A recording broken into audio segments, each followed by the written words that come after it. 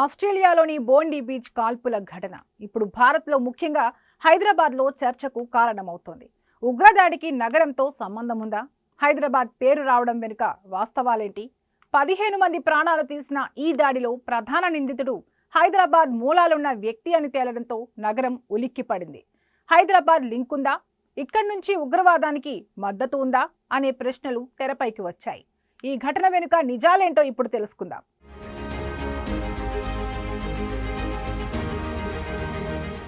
ఆస్ట్రేలియాలోని boarding beach లో జరిగిన కాల్పుల ఘటన ఇప్పుడు అంతర్జాతీయంగా సంచలనం సృష్టిస్తుంది. ఈ కాల్పుల్లో తండ్రి కొడుకులు 15 మందిని హతమార్చారు. ఈ ఘటన ప్రపంచ వ్యాప్తంగా షాక్ ఇచ్చింది.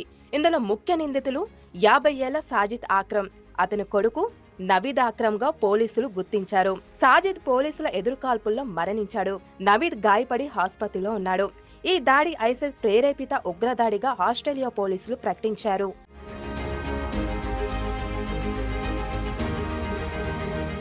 సాజిద్ అక్రమ్ పేరుకు హైదరాబాద్కు చెందినవాడైనా దశాబ్దాలుగా ఇటువైపు తిరిగి చూడలేదు.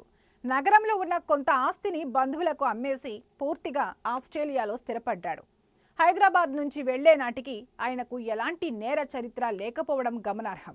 ఆసక్తికరమైన విషయం ఏంటి అంటే సాజిద్ ఆక్రమ్ మూలాలు హైదరాబాద్లోనే ఉన్నాయి. దీంతో మీడియా, సోషల్ మీడియాలో జోరుగా ప్రచారం సాగుతుంది. అయితే ఘటనకు హైదరాబాద్కు సంబంధం ఉందా, నిజంగానే సిటీకి లింక్ ఉందా అనే ప్రశ్నలు సోషల్ మీడియాలో పెద్ద ఎత్తున చర్చకు వస్తున్నాయి. ఈ నేపథ్యంలోనే తెలంగాణ డీజీపీ శివధర్ రెడ్డి క్లారిటీ ఇచ్చారు. ఈ ఘటనకు హైదరాబాద్కు ఎలాంటి ప్రత్యక్ష సంబంధం లేదని ఆయన స్పష్టం చేశారు. కాల్పులు జరిపిన సాజిద్ ఆక్రమ్, అతని కుమారుడు నవీద్ ఆక్రమ్ హైదరాబాద్కు చెందినవారు అయినప్పటికీ గత 27 ఏళ్లుగా నగరంతో వారికి సంబంధాలు పరిమితంగానే ఉన్నాయని అన్నారు.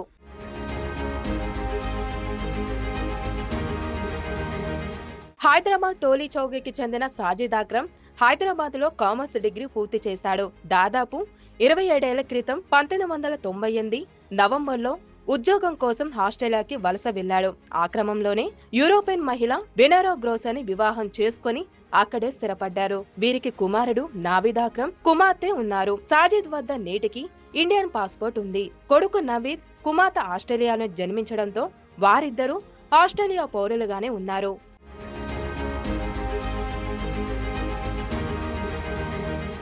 సాజిద్ తండ్రి గతంలోనే రక్షణ రంగంలో పనిచేశారు. ఇతని సోదరుడు సాహిద్ ప్రస్తుతం పాత బస్తీలో వైద్యునిగా పనిచేస్తున్నారు. ఇండియా విడిచి వెళ్లే ముందు అతనిపై ఎలాంటి కేసులు లేవని డీజీపీ శివధర్ రెడ్డి స్పష్టం చేశారు. ఆస్ట్రేలియాకు వలస వెళ్లిన తర్వాత సాజిద్ 6 సార్లు భారత్కు వచ్చి వెళ్లాడని డీజీపీ తెలిపారు. ఆస్తి సంబంధిత విషయాలు సహా కుటుంబ సంబంధిత కారణాల వల్ల వచ్చాడన్నారు. తండ్రి కొడుకులిద్దరూ ఉగ్రవాద కార్యకలాపాలపై హైదరాబాద్లోని కుటుంబ సభ్యులకు ఏమీ తెలియదన్నారు.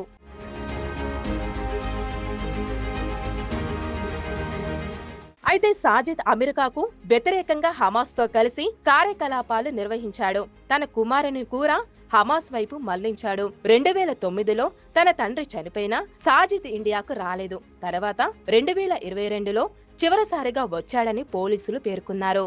టోలీ చౌకీలో ఉన్న ఆస్తుల్లో తన వాటాను సోదరికి విక్రయించి తిరిగి ఆస్ట్రేలియాకు వెళ్లిపోయాడని తెలిసింది.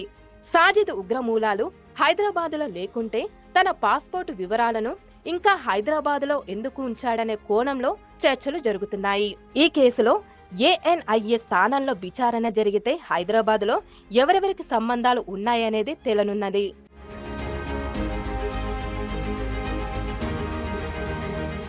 సాజిద్ అక్రమ్ వ్యవహారంలో ఎవరున్నారు? ఆస్ట్రేలియాలో జరిగిన దారుణానికి హైదరాబాద్తో ఎంతవరకు లింకు ఉందనేది త్వరలోనే తేలే అవకాశం ఉంది.